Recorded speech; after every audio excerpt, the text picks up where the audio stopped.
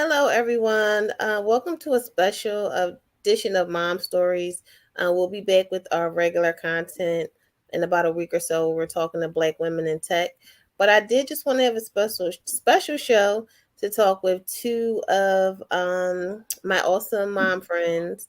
We're all parents of children with special needs, and I just think it's important to start having these conversations and talking about. What it really takes and the help that we really need. I feel like a lot of people say self-care, self-care, self-care. But I feel like just to get the conversation started, I feel like we need help. Yeah, I can sit in the bath and drink wine and that's fine. But I need somebody to come clean this house. I need somebody to maybe go to the market for me or just come here so that I can leave. So I just want to talk about just all the things around being an awesome mom. So before we get into the topic, I do want to have everybody introduce themselves. We can start with you, Evelyn. Hello, my name is Evelan Fountain, and I have an 8-year-old son who's nonverbal and he has autism. Okay, Crystal. Hi, my name is Crystal. I also have an 8-year-old son who's nonverbal. And I am Khadijah. My twins are three. They'll be four soon. And they're both on the spectrum. They say they're nonverbal, but I don't know. They sing a lot of songs, so I don't know what they consider that. But let's just talk about that. Right now it's the evolution of self-care, right? For moms, whether you have of a child that's on the spectrum or not. Do you feel like that's the answer for you? Do you feel like that will give you a reprieve, that will give you help? No. Um, I feel like a little, but it's not like you can't go sit in a bath and say my problems are over because once you come out, they're right there at the door waiting for you. I know for myself, my son will knock on the door until I open it. So it's like, do you really have that moment? Yeah. I Right. um I just think that I know for me, even like when I drop my daughter off, I'll sit in the car, like I will get a latte from Dunkin' and I'll just like drive around a little bit. But at the end of the day, as soon as I come back in, I'm still, need to be had octopus hands to do this and do that, drive here, drive there. So I just think it's more than that. Crystal, were you gonna say something? Yeah, I remember one time I was talking to a lady, and it was a women's retreat, and it was about self-care. And every time someone talks about self-care, it's always for women because that's what we are. Getting your hair done, getting your manicure, your pedicure, getting your makeup done, dressing up or dressing down, taking a bath, taking a shower. And she pointed out, a woman, she pointed out, she said that's not self-care. That for her, she said that's not that's not self-care because that's things we do on a regular, washing up, putting on clothes. She says she sees that as putting on her armor. So these are the things that she's doing, putting on as far as getting her hair done, a special hair occasion or a special outfit. It's her armor to give her the resolve to attack whatever is going on in her life. And I feel like for me, when I have the moments where I spend a lot of time in the car, I wish it was a tax write off or get paid to sit in the car because I promise you, I would be a millionaire. And I feel like that is not only just my breathing moment, but it's also my armor where I'm, getting ready for the war that is coming, who is my son, who needs a lot, like a lot. And even though I have other children, sometimes I get really frustrated with them because they're not helping as much, but then I know that they can only do but so much. And when it comes time to uh work with him, talk with him, like we know what he's saying because he vocalizes, and we can talk about vocalizing and being nonverbal, but other people might not. And even to include in the house, like he will wait until I come in the house to tell me he's thirsty. So So when I'm he's in the sitting in the car, house all day and won't tell anybody that he wants something to drink. no, or he's cold. Hmm. Definitely Evelyn, I like a was going to ask mom. you. how is it? Because I know your youngest, like how does he react to having, having to share the limelight? The babies are, usually spoiled. They get most of the attention. Does he ever act out, or has he ever said anything? So my youngest two are only 15 months apart. So they are very close. Um, he knows that his brother is different, and he says like Daniel is special. So he kind of is like taking on that big brother role. I feel like they clash a lot just because they're so close in age. For myself, my youngest gravitates towards me, and then my son gravitates towards his dad. So I say to people that that's my son's preferred parent. Like that's his best friend. So in that aspect, it wasn't like him trying to fight for my attention because I always had one and then my husband had one. But our dynamic has changed in my household. So my autistic son, he kind of like stays to himself. I can kind of like get the other kids what I need them to do. My 17-year-old, she's pretty much on her own, like, she's self sufficient. But with the younger two, I can kind of separate it as needed. My 6-year-old, he's like, if I'm like, okay, I have to deal with Daniel, he knows, okay, I'm gonna go sit over here, I'm gonna do something. He's in his own little world, and then I can kind of focus on what I need to focus on with Daniel. But as far as like him seeing like a power struggle between the two, I don't really see that. I feel like it's kind of more so my younger one taking on a big brother role. And when you first, you either one can answer. When you first got the diagnosis, um, what was that like? What was that experience like? For myself, I felt I felt lost as a parent. I felt lost. I blamed myself. Like, was it something I did? So with my son, he was born at 32 weeks, so he stayed in a NICU. So like that played in my head. I'm like, well, was it something that I did? Like I was high risk with all of my kids. All of my kids were born early, so I'm like, I had to get shots. So I'm like, well, was it the shots? But I got the shots with my last two, and he's neurotypical.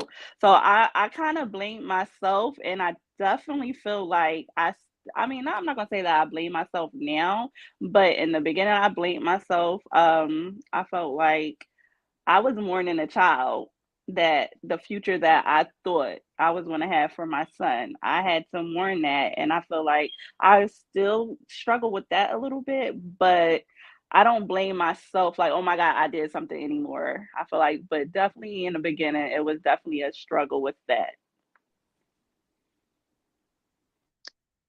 For me, I also had my son early. I had him at 27 weeks, and he was 1 pound, 1 ounce. And everything they said that he was going to be, he didn't. Well, first of all, he wasn't even supposed to make it outside of me. Then they said he would have cerebral palsy, he wouldn't have a quality of life, he wouldn't walk, he wouldn't do all these other things, right?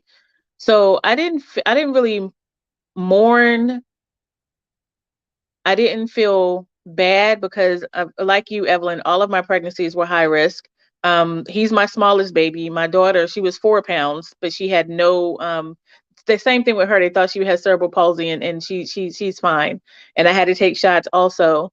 What I did was I went to a place of survival and living in constant, and to this day, projecting anxiety and fear because my son's nonverbal. He vocalizes, but he can't talk. He can't communicate with others the way, a typical child would. And then I'm looking at his life, his quality of life, and that I also think I can never die. I'm going to have to find the tree of life and live to at least I'm 100 because I'm in fear that, because our children are our children, and when you have a child that has special needs, and in the world that we live in, having an intellectual disability, there's a lot of abuse. There's a lot of mistreatment that goes on in the homes that they stay in. And then I think of my other children, like I don't want him to be a burden on them, because I've seen, you see stories and hear that also, because, I always got to take care of my brother, and they have families, or, things like that. So I, I have days where I'm like, oh, he's going to be the next Elon Musk. He's going to do, he's going to be great because he loves computers. And then other days I'm just like, he's never going to date. He's never going to have children. I'm never going to be a grandmother from him. These girls, anyway. Um, and then I go into that whole thing where, I gotta make a trust. I gotta make this money so I'll have someone to take care of him. So, he'll be taken That care of. that was going to be my next question. Do you guys have any resources that you learned? Your kids are a little bit older than mine, that can help with that fear, like resources like a trust. Like how would somebody go about getting that? Just to kind of ease the fear of the future and the unknown. Yeah. So for me, this is my first experience with the autistic individual. Like in our family, I'm the only one out of my immediate family. I'm the only one with a child on the spectrum. So like feeling like a fish out of water is an understatement for me. So I pretty much Google, read books, I don't really have a circle of moms or parents, period, that I can like really go to and say, like, how do you do this? How do I go about getting this service? So for me, it's been trial and error. And I feel like I'm still in the trial and error stage. My son is 8 years old. He was diagnosed at 3.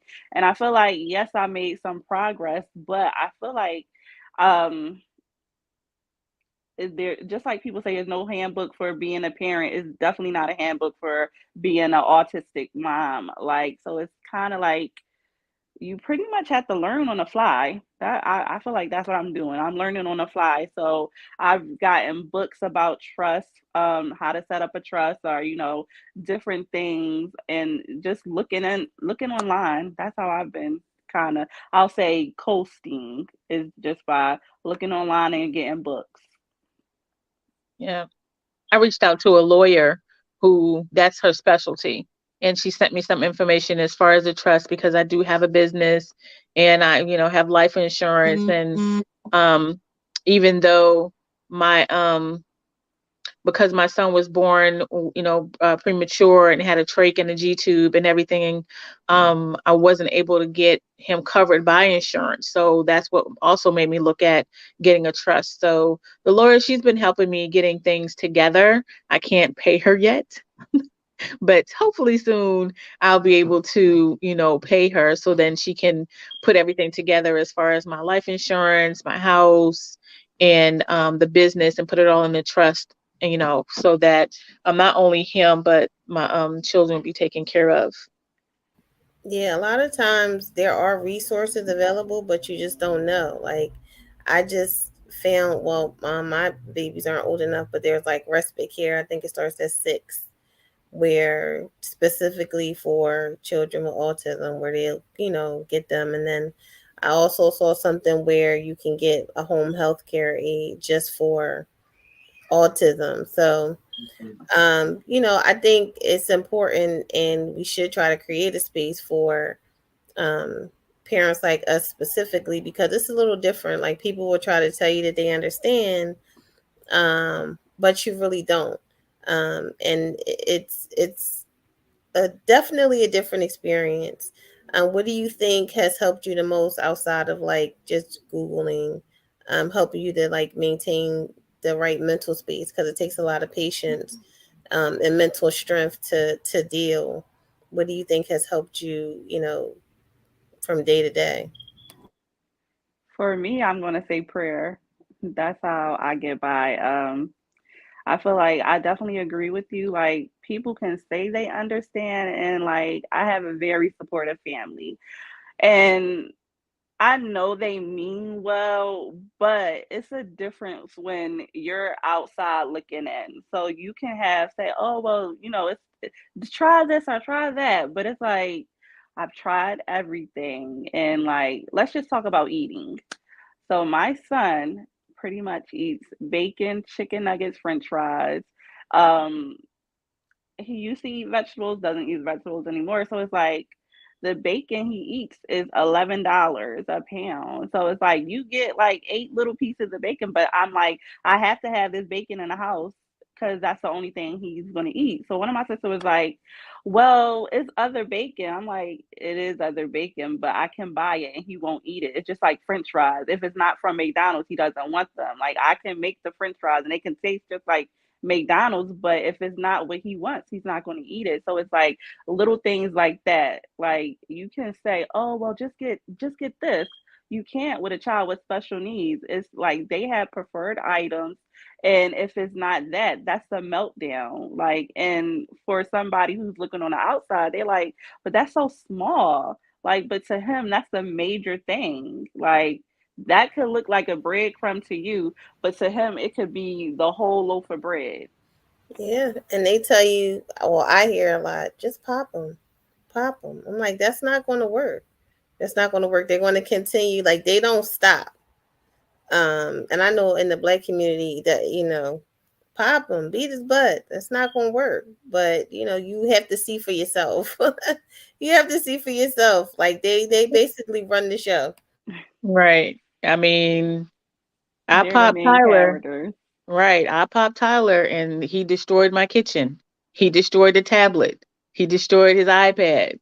So it isn't just like, oh, pop them and there's because they have other things that are going on and touching on and Evelyn as far as the food, like my son, he's still tube fed. He gets his main nutrition from that because for some strange reason, he won't chew food. He doesn't like chewing food.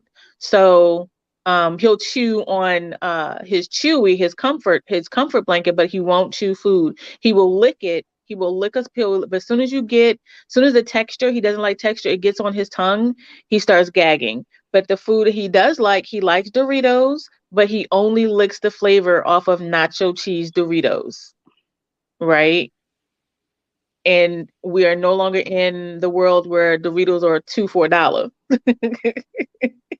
And he only eats applesauce. Now we thought at one point that it was he just liked the puree, so we can give him other foods that were pureed like applesauce consistency. Nope, nope. Even took him to a specialist, and I told him don't give him anything other than applesauce, or it's going to be a bad day. And he tore that room up when they gave him sweet potatoes.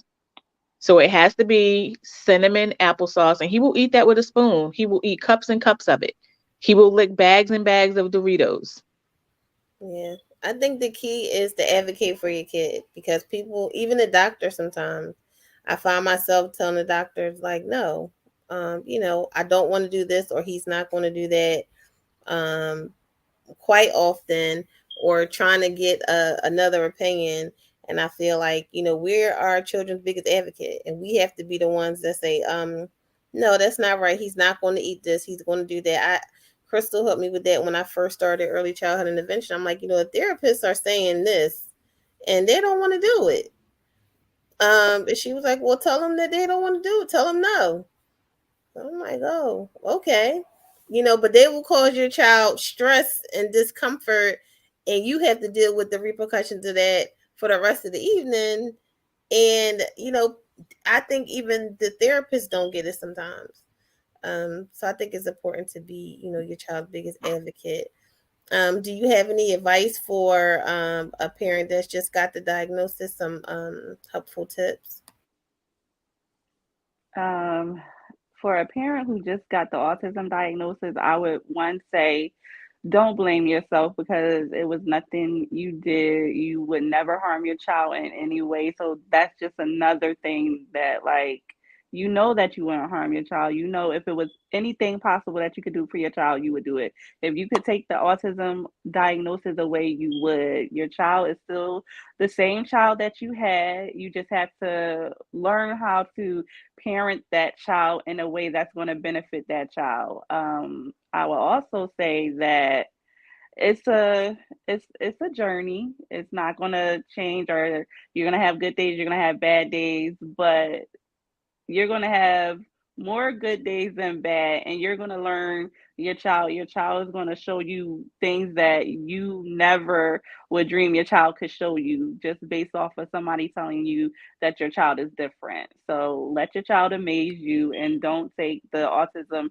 diagnosis as a sentence that your child is not going to be able to do things, because they are going to be able to do things in their own way and in their own time. Right. I would tell them to breathe, take a nap,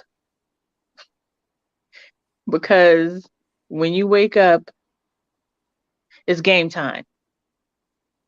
And that, just like with, if it's their first child, or just like when they were a child and learning a new instrument or learning a new thing, a new language, to be patient, and also to do your research and study your child.